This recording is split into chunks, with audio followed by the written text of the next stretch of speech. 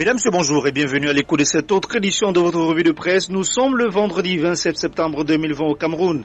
À la une de cette édition, Essingan, insurrection, coalition avec les séparatistes, achat d'armes, Kamto en seigneur de guerre, lâché par ses partenaires occidentaux.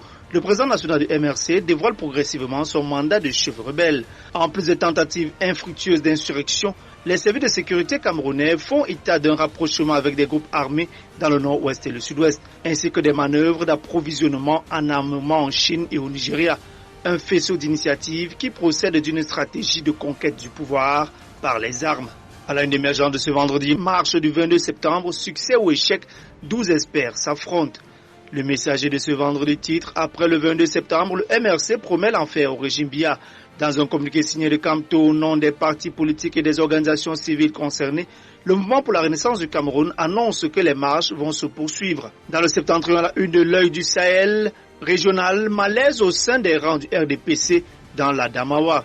À la une de le messager régional, Amadou Ali sur la sellette. Le président de la commission départementale d'investiture pour le Diamaré a accusé d'avoir torpillé les listes pour favoriser certains candidats Touboro. Célestin Yadal défie Bello Bouba. Mutation de ce vendredi toujours en politique municipale 2020 à reprendre à Makenene et Kumbo. Le quotidien national Cameroun Tribune en éducation, mi-temps à l'école, autre mesure spéciale. Il faudra bien expliquer.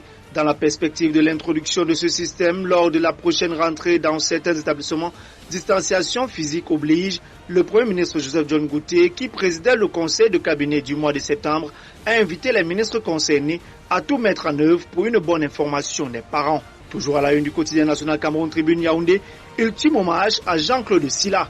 Les obsèques du préfet du département du Foundi ont débuté hier par la levée de corps à l'hôpital général en présence du gouverneur de la région du centre, Nassiri Paul Béa, représentant personnel du président de la République.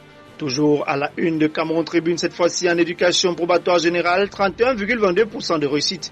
D'après les statistiques de l'Office du baccalauréat du Cameroun, cet indicateur connaît une baisse significative cette année par rapport à 2019. Toujours en éducation, cette fois-ci à la une de mutation, échec massif, le probatoire dans les bacs.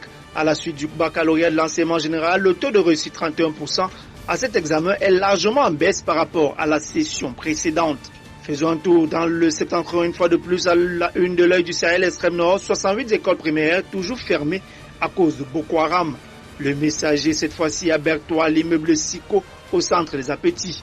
À l'origine, le paiement mensuel du loyer communal aux locataires de ce patrimoine privé. Et en économie, à la une de le quotidien de l'économie empreinte obligataire, l'État va rembourser son capital à hauteur de 41 milliards de francs CFA. Mesdames, Messieurs, merci infiniment de votre aimable attention. Bon début de week-end à tous et à toutes et retrouvons-nous lundi prochain pour votre revue de presse. Que Dieu bénisse le Cameroun.